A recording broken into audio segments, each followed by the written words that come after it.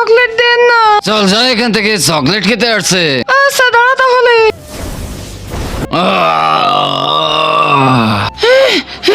আরে ভাই এই অবস্থা তোর কি করেছে?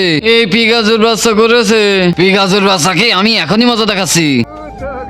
আরে দাঁড়া, তোকে ছাড়বো না। এই দাঁড়া দাঁড়া, কি জন্য মারছিস একে?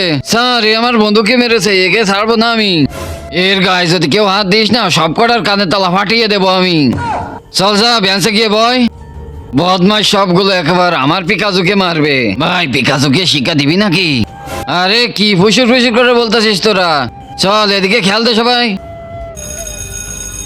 যা ছুটি হয়ে গেছে, বেরো সব বেরো।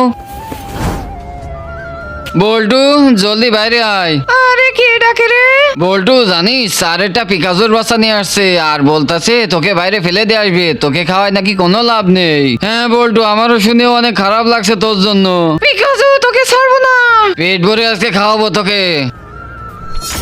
বাঁচান স্যার বাঁচান। কিন্তু তার আগে যে ভিডিওতে লাইক দিয়ে চ্যানেলটা সাবস্ক্রাইব করে দিবে, তার মা বাবা যেন অনেকদিন বেঁচে থাকে, যে কমেন্ট করবে আই লাভ ইউ মা বাবা, তার জন্য মনের আশা পূরণ হয়ে যায়, আমিন। আরে কি হয়েছে পিকাজু? আরে আমার পিকাজু কোথায় চলে গেল? আরে আপনারা কি জানেন আমার পিকাজু কোথায় চলে গেছে? তাহলে কমেন্টে বলেন, পিকাজু পিকাজু কোথায় গেলি?